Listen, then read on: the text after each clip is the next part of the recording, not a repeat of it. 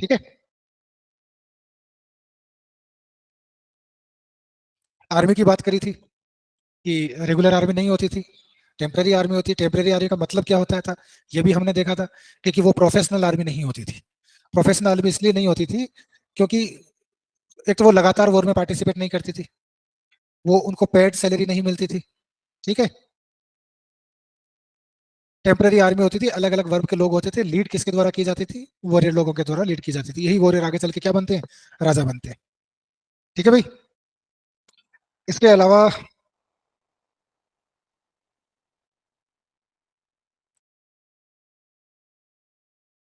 अगर अपन बात करें कि लोगों का कैटेगराइजेशन करें, उनको अलग अलग कैटेगरी में बांटें, यानी कि क्लासिफिकेशन ऑफ पीपल।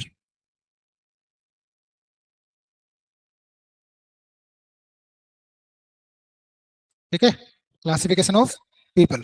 तो बताओ कौन कौन से आधार पे बांटा जा सकता है। लैंग्वेज के आधार पे बांटा जा सकता है, कल्चर के आधार पे बांटा जा सकता है। ठीक है। और वर्क के आधार पे बांटा जा सकता है, प्लेस के आधार पे बांटा जा सकता है, किस जगह वो रहते थे। ठीक है। इसके अलावा फैमिली के आधार पे बांटा जा सकता है। ठीक है। जो लोग संस्कृत बोलते थे, वो लोग, और अदर लैंग्वेज बोलने वाले। ठीक है। कल्चर में देखेंगे तो कई लोगों के कल्चर में तो क्या होगा, युद्ध लड़ना होगा। कई प्रीस्ट क्लास के लोग होते थे। ठीक है। आप चाहो तो वर्क में भी ऐसे ही बांट सकते हो। ठीक है। जगह के आधार पर देख रहे हो तो कोई किस रिवर वाले एरिया में रह रहा है, कोई कौन सी रिवर वाले एरिया में रह रहा है, स्लाइट डिफरेंट तो होगा उनमें। अगर आप देखते हो फैमिली में तो कोई एक पर्टिकुलर फैमिली होगी, फिर उसके बच्चे होंगे, फिर बच्चों के बच्चे होंगे, फिर बच्चों के बच्चे होंगे, तो ऐसे एक डायनेस्टी को आप ट्रेस करोगे ना, कि ये किस डायनेस्टी में होता है, तो उसके आधार पर अलग अलग बांट सकते हो कि ये तो उस फलाने का वंश है, ये उसका वंश है, ये उसका वंश है। ठीक है। तो लोगों को बांटने के अलग अलग क्या है, बेसिस है। ठीक है भाई। अगर मेन क्लास देखें तो मेन क्लास तीन है यहाँ पर, वॉरियर, प्रीस्ट एंड अदर। ठीक है। जिनमें से सबसे टॉप पर कौन है, प्रीस्ट, देन देन अदर। ठीक है ना। क्योंकि टैक्सेशन है ही नहीं, एग्रीकल्चर भी इतना इतना ज्यादा नहीं है, बहुत शुरुआती फेज में है। ठीक है, एग्रेरियन सोसाइटी है, तो आगे अपन बात करेंगे ही नहीं। हाँ, एक और आप क्लास बांट सकते हो कि जैसे हमने बात की थी स्लेव्स की। ठीक है। तो उसको भी एक अलग समाज के बारे में बांट सकते हो, क्योंकि उन्हें नौकरों की तरह रखा जाएगा, उन्हें वो अधिकार प्राप्त नहीं होंगे जो दूसरे लोगों को होते, तो वो अपने आप में एक अलग क्लास हो गई। ठीक है ना। तो ये तो जितने चीजें हैं उतने हिसाब से आप बांट सकते हो। ये भी हमने देखा था, कोई रेगुलर टैक्स नहीं होता है, राजा का बेटा राजा नहीं बनता है, राजा को चूज किया जाता है, कोशिश की जाती है कि जो अच्छा वॉरियर हो, अच्छा लीडर हो, वो राजा बने। जन और विश की बात की थी। ठीक है। और दूसरे में बांटे की, अच्छा एक और बांटा था ना, ये रहा, लैंग्वेज के आधार पर जो संस्कृत बोलते हैं उसको बोलते हैं आर्यंस। ठीक है। आर्यंस का मतलब ही होता है श्रेष्ठ, सुपीरियर। ठीक है। आप कभी रामायण महाभारत देखिए आपने, सीता जी को राम जी को पुकारते हुए देखा है आर्य, है श्रेष्ठ। ठीक है। आर्य का मतलब ही क्या होता है, श्रेष्ठ। और आर्य किनको कहा गया। ठीक है। अच्छा, जो दूसरी लैंग्वेज बोल रहे थे उनको क्या कहा गया, उनको दास या दस्यु कहा गया। क्या कहा गया, दास या दस्यु का मतलब होता है बैंडिट्स। बैंडिट्स जानते हो ना। हाँ, ट्राइबल्स जो होते हैं। ठीक है, जो मेन स्ट्रीम में नहीं रहते। जैसे एक मूवी भी तो बनी द बैंडिट क्वीन, फूलन देवी के ऊपर बनी हुई है। तो ये अदर लैंग्वेज बोलते थे क्योंकि ये कबीले होते थे, ट्राइब्स होती थी अलग अलग। ठीक है। तो ये अपनी अपनी भाषा बोलती थी, इनके अपने अपने कल्चर होते थे, अपना अपना पहनावा होता था, अपने अपने देवता होते थे। ठीक है। तो ऐसे भी इनको दो हिस्सों में बांट सकते हो। लेटर ऑन ये जो लोग होते थे इनको दास बोलते थे। वर्तमान में दास किसको बोलते हैं, स्लेव को। इन लोगों ने इन पे अटैक करके और इनको इम्प्रिजन किया। ठीक है। और उन्हें स्लेव के रूप में ट्रीट किया। तो वहीं से इन्हीं को, दास को यही कहा जाने लगा। ठीक है। ये दास शब्द आया कहां से, ये यहाँ से आया है। ठीक है। यहाँ से दास की प्रैक्टिस शुरू हो जाती है। ठीक है भाई। क्या, अरे जर्मनी अलग है। जर्मनी में जो हिटलर है वो भी खुद को आर्य कहता है। हाँ। ठीक है। तो बोल तो रहे हैं इंडो यूरोपियन फैमिली। ठीक है। उसी भाषा परिवार से तो आ रही है। ठीक है, और वहां भी हिटलर क्या कहता है कि हम सुपीरियर है, जो ब्लॉन्ड पीपल है वो सुपीरियर है, और जो जूज है वो इन्फीरियर है, उनको मारो। वहां भी तो यही चीज आ रही है भाई, जब आप अपने आप को क्या कह देते हो, श्रेष्ठ कह देते हो, तो इसका सीधा सीधा मतलब है बाकी सब आपसे सेकेंडरी है। ठीक है, वो आपके बराबर नहीं है, आपके इक्विवेलेंट नहीं है। श्रेष्ठ का मतलब यही होता है। ठीक है ना। एक दास शब्द कहाँ से डिराइव होता है ये भी आपने देखा। ये पर्टिकुलर ट्राइब्स हुआ करती थी जिनको आर्यंस ने क्या किया, एनस्लेव किया, गुलाम बनाया, और वहां से ही ये दास का ट्रेडिशन चला आ रहा है। ठीक है भाई। अच्छा एक बात बताओ, क्या हड़प्पा के अंदर आपको आयरन के कहीं एविडेंसेस मिलते हैं? नहीं मिलते हैं। वहां कौन सी सिविलाइजेशन है? ब्रॉन्ज सिविलाइजेशन है। ये इसमें पूछा हुआ है आपके एनसीईआरटी में, तो उसका जवाब है नो।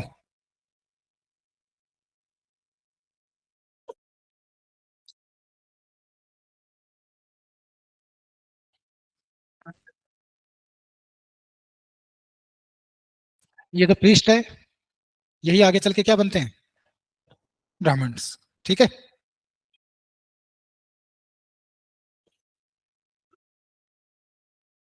यहाँ पे आपको देखो कुछ भी नहीं मिलता है, ना तो कैपिटल राजधानियां मिलती है, ना आपको महल मिलते हैं, ना आपको रेगुलर आर्मी मिलती है, ठीक है, और ना ही कोई टैक्सेशन मिलता है।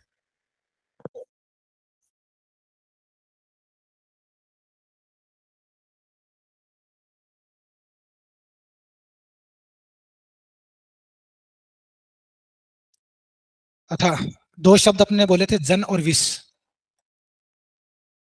ठीक है। जब अपन फर्दर सोसाइटी के अंदर क्लासिफिकेशन पढ़ेंगे, वर्ण सिस्टम पढ़ेंगे, तो वर्ण में चार वर्ण होते हैं, ब्राह्मण, क्षत्रिय, वैश्य, शूद्र। ठीक है। वैश्य पर्टिकुलरली उन लोगों को कहा जाता है जो टैक्स पे करते हैं। ठीक है। टैक्स पेयर को क्या कहा जाता है, वैश्य कहा जाता है। ठीक है। ये विश से ही वैश्य बना है। ठीक है। अभी देखा ना दास कैसे बना है, ये शब्द देखा। वैसे वैश्य शब्द किससे बना है, विश से। अब फिर अंग्रेजी की प्रॉब्लम आ जाती है यहाँ पे, क्या पढ़ोगे इसको, मतलब ही चेंज हो जाएगा। वैश्य का मतलब होता है प्रोस्टिट्यूट। ठीक है। जबकि आपको बोलना क्या है, वैश्य बोलना है। तो ये समझना आती है इसमें। इसलिए कोशिश करो कि अपनी ही भाषा के शब्द इस्तेमाल करो, क्योंकि हमारा कल्चर है, हम बेटर जानते हैं इसको कैसे बोला जाए। ठीक है। तो विश से क्या बनता है, वैश्य। और वैश्य कौन होता है, टैक्स पेयर। ठीक है, जो टैक्स पे करता है। अब ये तो बात करी हमने लिटरेरी सोर्सेज की। ठीक है। और हमारा टाइटल क्या था, अब बात करेंगे बरियल्स की। ठीक है ना। इसमें कोई प्रॉब्लम है? ये देखो ये रहा,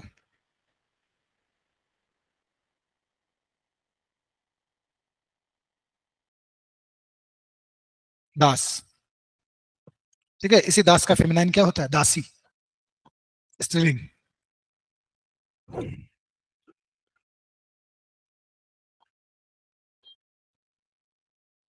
ये रहा, while the Rigveda was being composed in the north west, अभी अभी देखा था अपन ने, जहाँ पे इंडस रिवर है और उसकी ट्रिब्यूटरीज है, वहां पे ऋग्वेद क्या किया जा रहा था, कंपोज किया जा रहा था। ठीक है। तो ऋग्वेद का एरिया आपने देख लिया कौन सा एरिया है। हालांकि बाद में जब लेटर वैदिक में जा रहे हैं तो वो गंगा की तरफ आगे चलेंगे। ठीक है। तो दूसरी जगह क्या हो रहा था, आगे साउथ में क्या चल रहा था। ठीक है। तो वहां के लिए एक शब्द इस्तेमाल करते हैं, the silent sentinels, the story of megaliths. ठीक है। मेगालिथ्स में दो शब्द है, मेगा, लिथ। इससे पहले अपने जो पहली क्लास की थी, जो पेलियोलिथिक शब्द इस्तेमाल किया था, तो पेलियो, लिथ, पुराना, पत्थर। फिर माइक्रोलिथ, छोटा पत्थर। ठीक है। नियोलिथ, नया पत्थर। इसी तरीके से मेगा लिथ, बड़ा पत्थर। मेगा का मतलब क्या होता है, मेगा मार्ट ये नहीं होते क्या, बड़े मॉल। ठीक है। तो इस पत्थर का अगर लिटिल मीनिंग देखें तो क्या मतलब है इसका, बड़ा पत्थर। ठीक है। लेकिन क्या इसका इतना ही मतलब है, नहीं। साउथ में, सदर्न टाइप इंडिया के अंदर एक ऐसी प्रैक्टिस की जा रही थी कि जैसे कोई आदमी मरता था तो उसको गाड़ते थे, बरियल करते थे उसका। ठीक है। गाड़ते समय उसके चारों तरफ पत्थर रख देते थे। ठीक है, बड़े बड़े पत्थर रख देते। क्लियर है। और उन्हीं ग्रेवयार्ड्स को क्या कहा गया है, मेगालिथ्स कहा गया है। ठीक है। तो बेसिकली ये क्या है, बरियल है। इनको मेगालिथ क्यों कहा गया वो भी समझ में आ गया, क्योंकि गाड़ने के बाद उनके चारों तरफ क्या रख देते थे, बरियल रख देते थे। ठीक है। तो एक ब्रह्मगिरी है, जगह का नाम है। अच्छा, एक मिनट।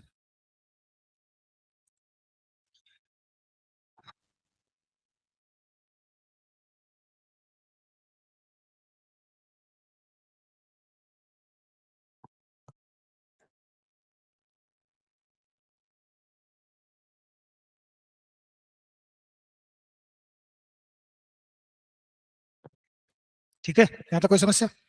और लगभग 3000 साल पहले।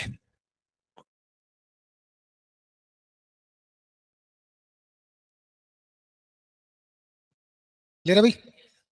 कुछ साइट्स है, मार्क बरियल साइट्स है, ठीक है, सदर्न इंडिया के अंदर। ठीक है, इसके अलावा ये कहाँ मिला है? डेक्कन में भी मिला है, सदर्न इंडिया में मिला है, नॉर्थ ईस्ट में मिला है और कश्मीर में मिला है। कहाँ कहाँ?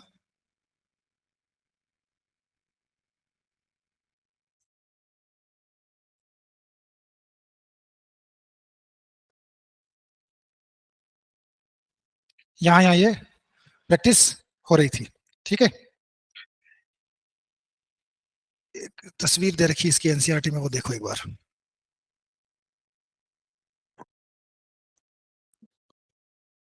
ये रहा। ठीक है, दिख रहा है बड़े बड़े पत्थर, ये बरियल। अब देखो यहाँ पे एक हॉल भी है, इसका भी रोल आप आगे देखोगे। ठीक है ना?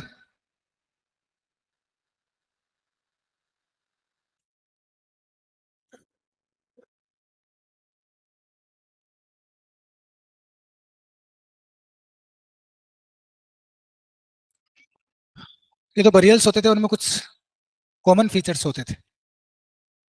ठीक है, क्या क्या? The dead were buried with distinctive pots. कुछ बर्तन उनके साथ में रखे जाते थे जो बिल्कुल अलग अलग बरियल्स में अलग अलग तरह के होते थे। इसके अलावा which are black and red ware, ये बर्तन के टाइप्स है। जब आप हिस्ट्री में पढ़ते हो ना, तो अलग अलग कल्चर को, अलग अलग ट्रेडिशन को, अलग अलग पीरियड को बर्तनों के आधार पर भी बांटा गया है।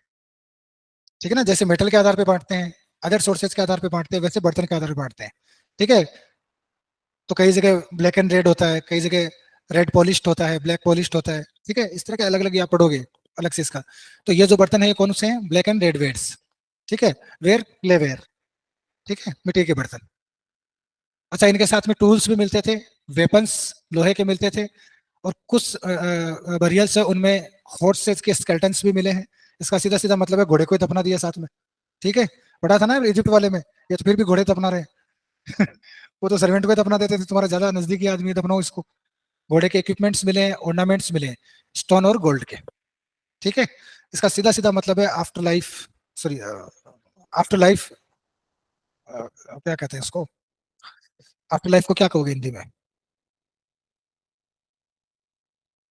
अरे जो इस दुनिया की नहीं है, मरने के बाद में क्या होता होगा। तो फिर वही बात, आदमी कल्पना वैसे ही करता है जैसा वो देखता है, जैसा वो जीता है। तो अभी उसको क्या चाहिए? अभी उसको घोड़ा चाहिए, बर्तन चाहिए, आभूषण चाहिए। तो लगता है कि शायद बाद में भी यही चाहिए होगा, तो इसके साथ में रख दो। ठीक है, ये सिस्टम था। ये देखो डेगर वगैरह, ये घोड़े के इक्विपमेंट्स हैं।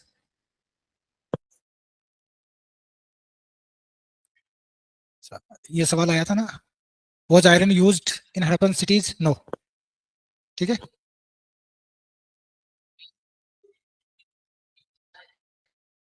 हाँ, कहीं कहीं बरियल्स भी मिलते हैं, कहीं कहीं क्रिमेशन भी मिलता है। हाँ, ठीक है, बरियल में भी अलग अलग तरह के बरियल्स मिलते हैं। इंडस वैली सिविलाइजेशन में भी अलग अलग तरह के बरियल्स मिलते हैं। ऐसा नहीं है कि सब जगह दफनाया जा रहा है। ठीक है, कई जगह तो मिलता है क्रिमेशन, कई जगह मिलता है बरियल, कई जगह मिलता है पार्शियल बरियल। पार्शियल बरियल का मतलब ये होता है कि पहले तो उसको जलाओ, फिर उसकी हड्डी वड्डी इकट्ठी करो और उनको किसी मटके में डाल के गाड़ दो। ठीक है ना?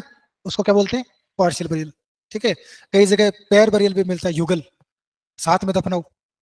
ठीक है, तो अलग अलग तरह के बरियल्स मिलते हैं, अलग अलग तरह की प्रैक्टिसेस होती है। इसका कोई भी रीजन हो सकता है, इसका जियोग्राफी भी रीजन हो सकता है। जैसे मैंने आपको बताया कि मुसलमानों के अंदर बरियल क्यों है? क्योंकि वेजिटेशन नहीं है वहां पे, तो उनके ट्रेडिशन में ये चीज आ गई। हमारे यहाँ क्रिमेशन क्यों है? क्योंकि पेड़ है। ठीक है, हमें इसकी कमी महसूस नहीं हुई, हमने जलाया।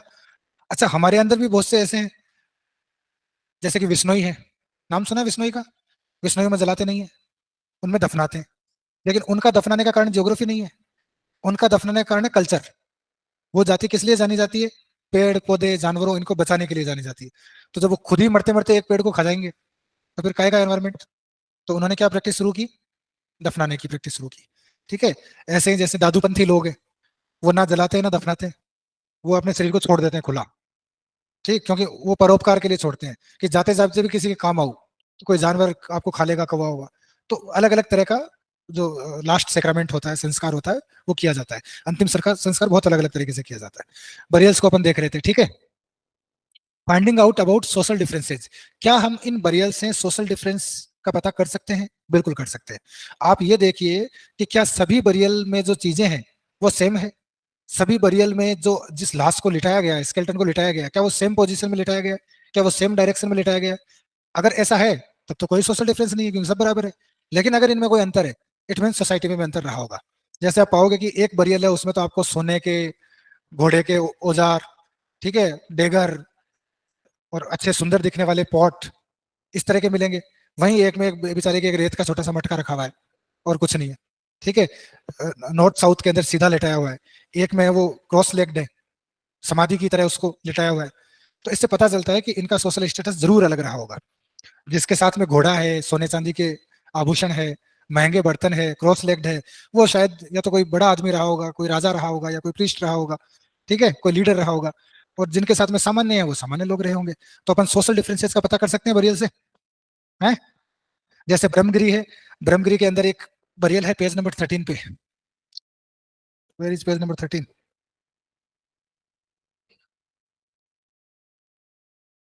ये है ना, स्पेशल बरियल ऑफ इनाम गांव। इनाम में मिला था क्या ये गांव?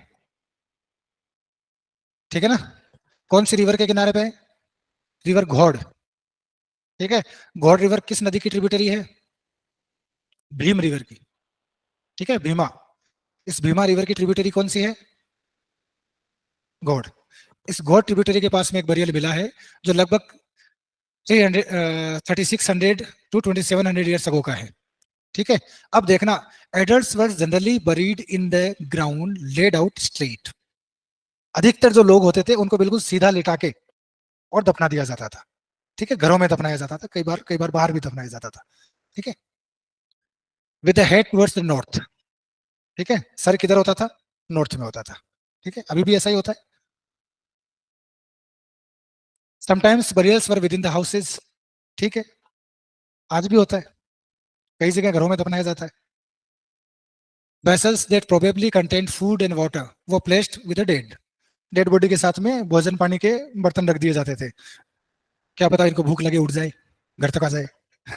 वही ठीक है भाई, इधर रख देते हैं, टिफिन तेरा खा लेना, वापस बताना बस। वन मेज was found burial in a large four legged clay jar. बाकायदा एक ताबूत के अंदर मिला है। ठीक है ना, in the courtyard of 5 roomed house. ठीक है, 5 कमरों वाले घर के अंदर, उसके आंगन के अंदर एक ताबूत के अंदर जिसके 4 पाए हैं। पाए जानते हो ना, फुट। वहां पे ये आदमी मिला है। अच्छा, इस आदमी के साथ साथ क्या मिला है वो भी देखो।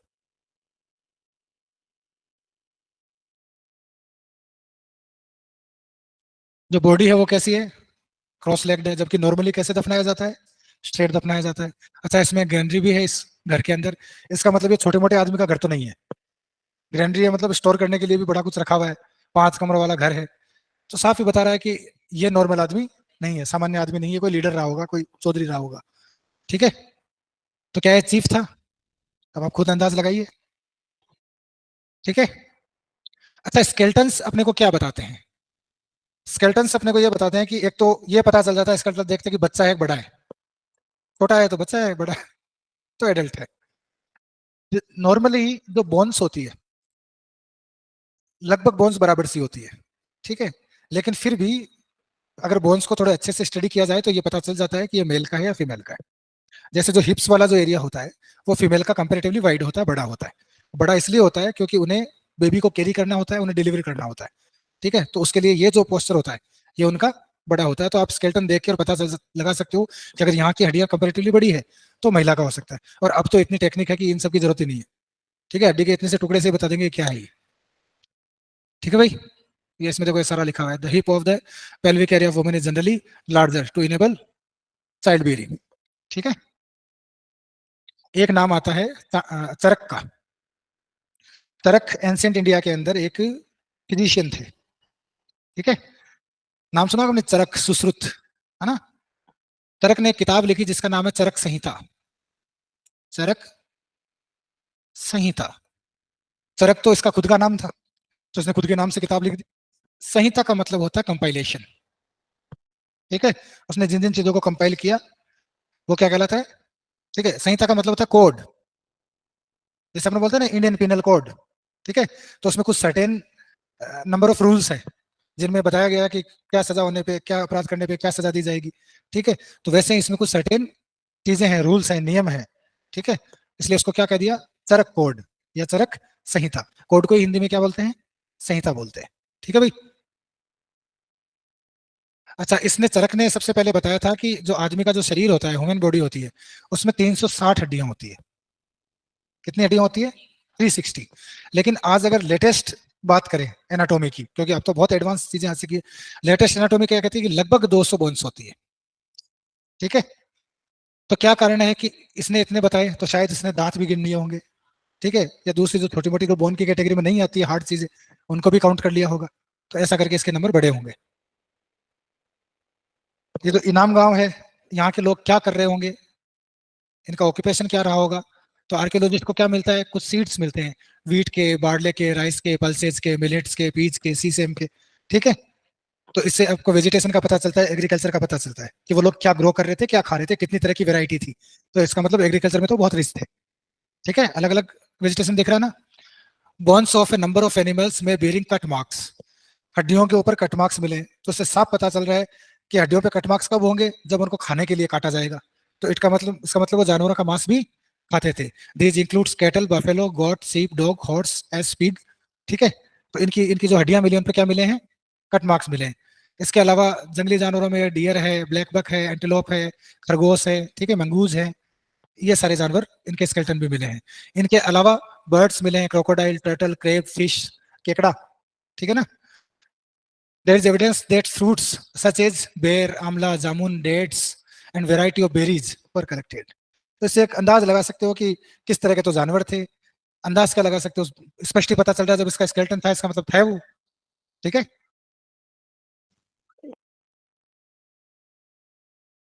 अब एक हर लेसन में लास्ट में चैप्टर में लिखा होता है एल्सवेयर, कि इसी दौरान दुनिया में दूसरी जगह क्या चल रहा था, ठीक है।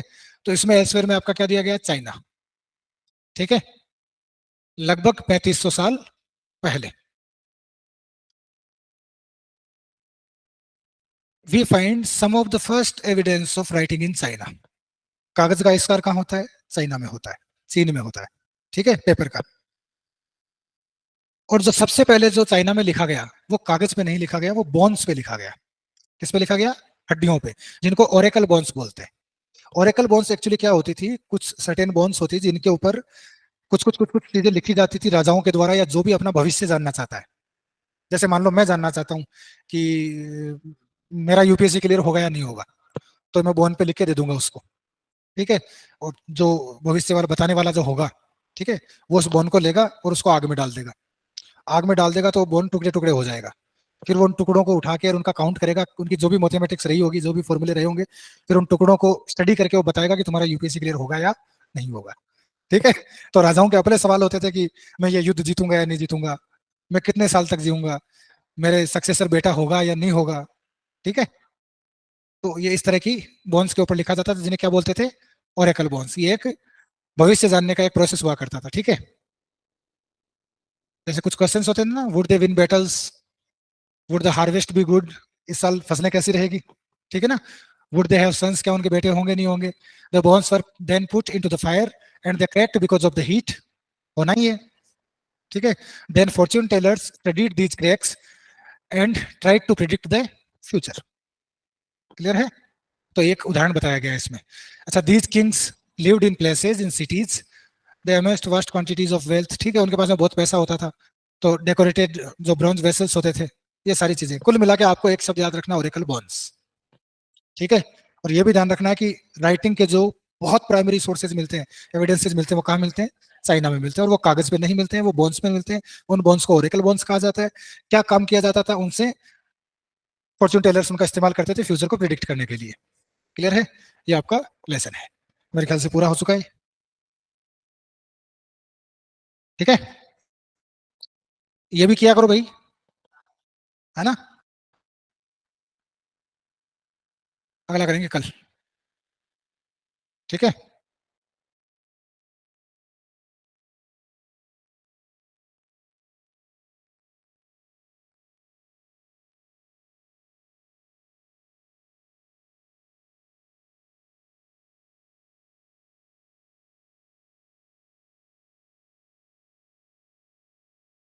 आगे ना अगला।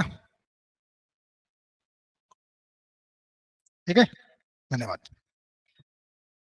समझ में तो आ रही है चीजें?